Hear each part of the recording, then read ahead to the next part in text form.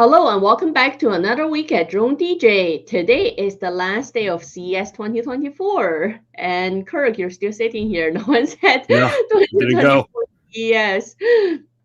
Yeah, Well, we looked at pretty much the rundown of everything going on there because they have everything categorized, and yeah, the drone section didn't really look very droney. It looked very we so make in parts for short, the drones. drone coverage of CES 2024 is there really isn't a drone section. No, Artel wasn't there sadly, which is a usual thing. Usually we go there and we speak with Maxwell every year, and he's not there this year, so we need to get to do that. I'm sure Sony has AirPeak there with no one to talk to about it. I'm I sure they're a didn't little. see it. Well, the funny thing is, so let me share my screen. Where is there's my window? So if you look at the CES has main topics, and I went to where is it? Robotics and drones. So if you go to robotics and drones, but there really isn't, and then it changes to AI and robotics. There really isn't anything Yeah, drone. no, There's not much nothing. there. No smart It's city. also it's the same thing with the space technology side. When I checked that too, it's very AI focused and like more less space that everyone less of what people think it is. So even Yeah, last year, I mean, all the same people who are exhibiting this year, at least a lot of the same people exhibited last year. It's just like the stuff that they exhibit is like they do the little tiny components inside drones. Like it's not very like there's nothing really interesting no, to no, show that not like, like oh a cool, here's a computer. circuit board. Like Yeah, I mean, here's a the camera only I sensor. found were related to drones to a degree is actually under vehicle technology. There's a XP company which is releasing their eTOL flying car. I thought this Yeah. one looked pretty interesting, and especially it's I mean, if this is true, like if this is an actual production model, not a concept car, I kind of like how it can drive like a regular car and then Hmm. transform into a flying car, Yeah. but also with how the propellers are folded within the car, I wonder how much cargo space you get. I don't think you get any. There's no way. Like I'm sure that takes up the entire back trunk area. Uh, Mm-hmm. and so you get a frunk, and it doesn't look like that's gonna be a really big frunk for you. But I'm sure this will make an appearance on the electric podcast later today, and I'm sure they're gonna talk some trash about it because they don't seem. It would be cool. I wish there was some more like more personal, like little like ATV replacement helicopter, personal like little aircraft, like we saw last year. What was the name? I can't remember the name of the company that Yeah, exhibited last last year year there that was one that it looked like it Jet actually One. flew. Looked almost like Jet One from last year. Yeah, I'm blanking on the name of the company name, but it actually flew last year, which was super cool. Yes. I There's don't think they saw them. this one. Yeah. Rise. Rise, yeah, Rise demo. Yeah, I was there for that one. That was a really cool demo they did. I didn't get to see the first demo, but I saw like their last demo before I left, and it's very cool. Like it actually, I mean, it's cool to see someone actually do that. Xpeng did not fly. There's I think it's actually inside which I think it is, or something like that, or East. No, they don't do A and Bs. They do it's like South or something like that, or whatever it is. Like it's actually inside the building versus Rise, which was outside.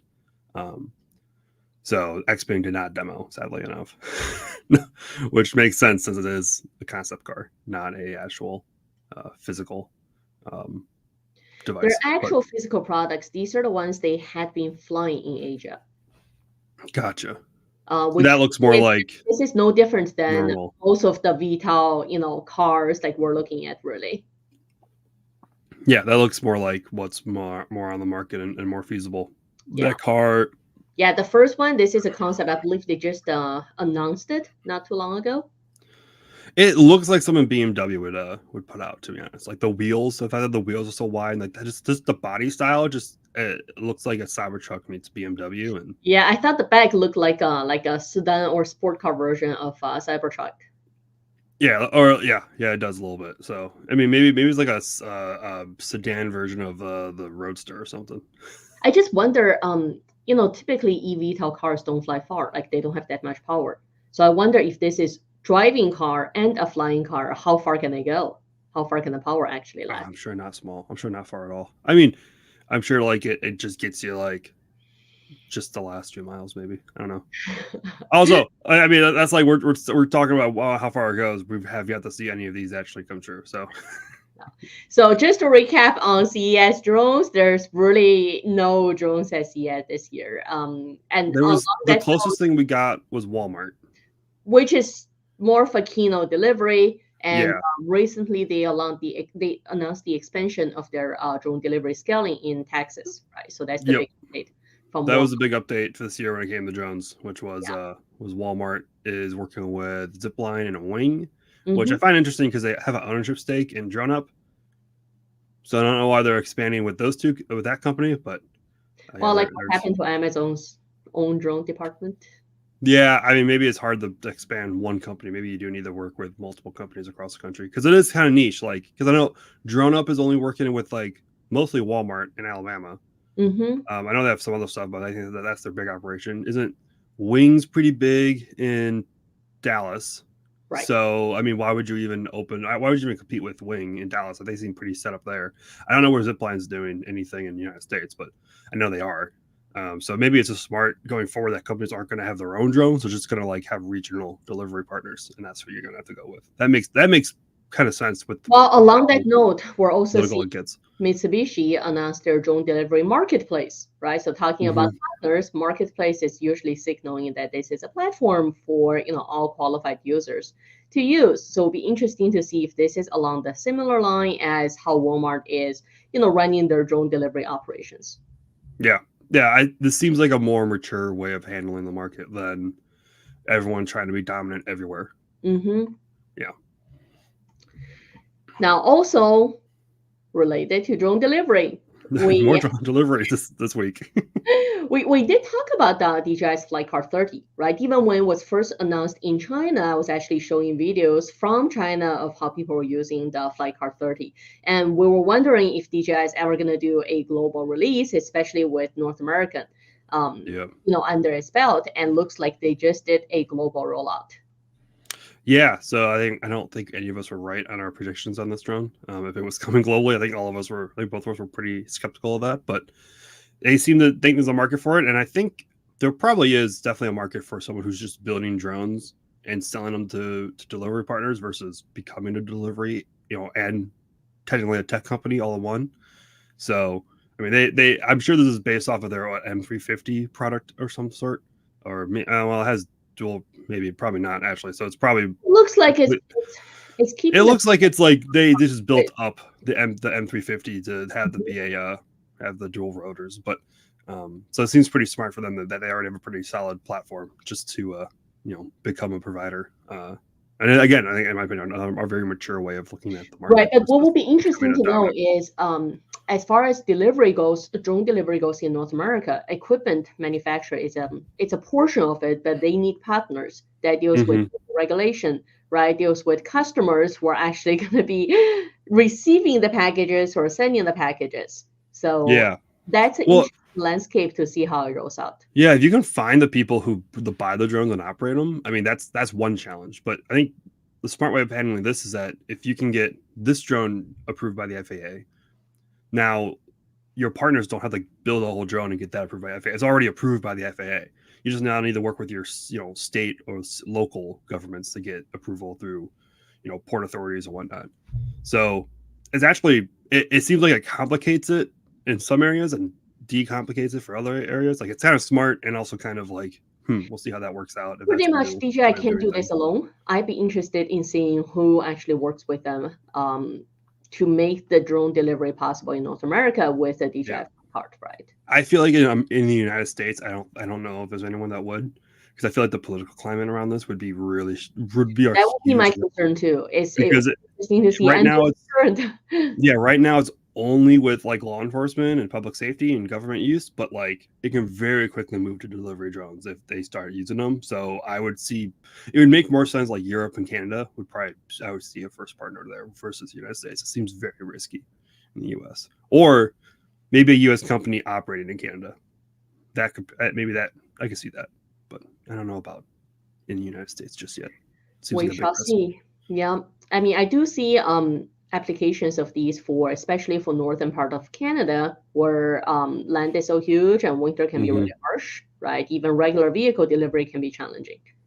Yeah. So this is it. There's definitely a place for this. It makes sense now. I feel like we've completely contradicted our original. Well, but also from logistics standpoint, because I send packages across Canada, and I noticed if we're sending to rural, mostly it's still Canada Post. Like if I'm sending to major cities, I have tons of options, Pure Later, FedEx, tons of different options. But if I'm sending rural, really, you're looking at Canada Post would have half of the cost as any other providers. So if we talk about rural users, if Canada Post still dominates most of the rural part for delivery, any public sector company is going to be or public sector operations will be very difficult to partner on new technologies, right? Does Canada Post do any sort of drone or? They tried. They tried. Okay. They had I don't know if it's still alive, but they did have a drone research program, like testing pretty much. We're talking about maybe 6-7 years back, maybe. Okay. So I don't even know. Like I haven't heard anything new coming out from it, so we don't know what happened. Yeah, I don't know anything about the U.S. Postal Service. They're still trying to figure out how to build electric cars for their delivery stuff. I don't think they're going to get that one anytime soon. I know Royal Mail is the only one I know of in UK that is operating any sort of serious, not drones, but they have that. They want to do that kind of like aircraft, like middle mile delivery. Yeah. They were trying to design the airspace to zone out for specifically drone delivery, lower level airspace classification. Yeah, and then so they're the only one I can see. It's weird because UK also has some pretty weird drone laws, but also they seem pretty open to drone delivery, which is it's weird, not a friendly, but also pretty friendly place for it. So, but also in terms of footprint of the country, Canada and US both have huge areas that can actually benefit. That makes it both can actually benefit from drone delivery. I feel like there's huge benefits, but also makes it extremely difficult because you have to do the long range stuff to make it worth it, not the short range. But I feel like in the UK you have enough last mile delivery. It's shorter, those long distance trips that would make sense here in the States are just shorter, and there's still plenty of farmland, especially when you go outside of London.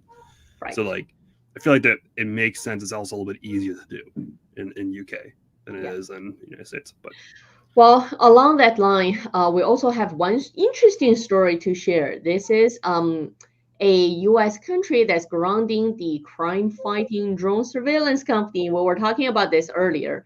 As far as drone deliveries go, obviously you've got federal regulation to work with, but how much of municipal support would you have? This is the first story I'm actually seeing a city standing up against a drone service provider.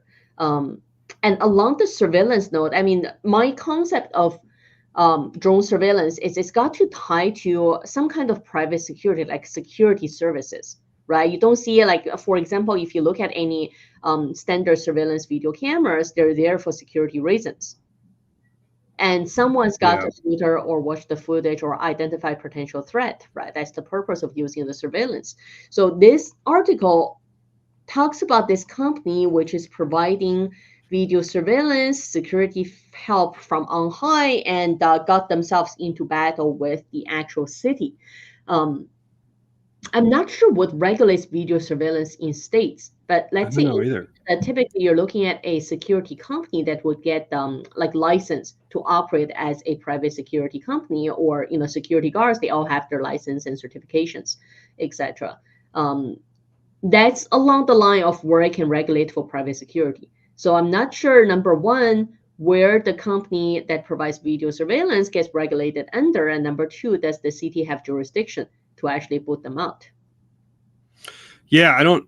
This is one of those complicated, because there's some licensing that happens in cities, there's some licensing that happens in states, and there's other licenses that happen federally. I think security can be. I don't know if that's a city or a state one. I think it depends on the part of the country that you're in. But then also, you can't, downing drones is, I think, also then a very difficult one, because that's the FAA. That's not, there's no, the city and state technically can't do that. So what? But I don't know what they're going around to do it. Violation, because they can cite them on different violations. So this if they're using, like if someone orders through the app, they can send a drone to keep watch within an hour. We looked into like drone security, right? Specifically related to privacy, because once the drone is in the air, you can see other homes, you can see streets, you can see other things that are actually happening. And typically when we looked at that services, we looked at by the time the footage or something gets to the client, you have to have a way of filtering it to block out what the client is not supposed to see. You know what I mean? Like they can't just having an eye and seeing what the neighbor's doing in the yard, seeing other things. Like if you're providing a service, there's got to be a way of protecting the privacy of other people and safety as well. Yeah, this makes, I mean, so a lot of this, I feel like this would be a really easy thing to do if they were contracting with the government, like the city, on this process, like with law enforcement and whatnot, because they could just cancel the contract and no one else would do it. But the fact that there's a business to do this with, like there's a business model for this for local businesses and homeowners is interesting. I don't know why a homeowner would want watch from the air. I really don't know why a homeowner would want aerial surveillance of their house, but maybe we're talking maybe this is a tax bracket that none of us live in, and maybe that just makes sense to them. I don't know. Like, well, I know there were people who go on vacation for a couple of weeks, and they did have issues with their home. That's true. Maybe they want to see, and plus they can't see like everything around the house with surveillance, right? Yeah, which is, I mean, that's depending on your city that you're living, because I've never had that fear in my city. So I'm sure maybe in other places, or if you just have really large estates, you want like yours, like maybe like I guess it would make sense for like you. Well, not you because you have your own drones, but if you don't have your own drones or ability to do it, like your property would make sense to have a company come in and do surveillance. Like I'm seeing more demand maybe on the commercial security. Like we have a new subdivision that's being built just 2 minutes away from here. And every night I see security cars driving around to do a pass, right? So those are the ones I'm seeing the big need. Instead of a car driving around, then a drone goes to do a pass. We don't have, when I lived in Florida, there were a few gated subdivisions that had their own security, but they never left the gates. They were always just at the gate. I've never seen them driving around subdivisions. That's interesting. Those are the ones who are under construction. Like they're under. Oh, okay. Okay, they're under construction. Okay, yeah, okay. So that's what I'm saying. Like commercial, like business operations, commercial large sites. We had construction companies that said they had break and enter, like kids, teenagers going into trespass, get hurt. There were also illegal dumping. So for active sites, trucks would go in to do illegal dumping. So those are potential issues. Gotcha. Yeah, those are all the stories we have this week. I know we're opening a little bit on delivery conversation. We said we wanted to have a separate delivery specific topic, especially with remote ID coming in March, while the proposal is in March. So we're only a couple of months shy from remote ID. I'd be interested in seeing how that shapes up that lower level airspace and if that helps to boost up delivery operations this year. Yeah, good. Well, good to see. Good to pay attention to. We'll keep our eyes open and keep you posted. See you back here next week.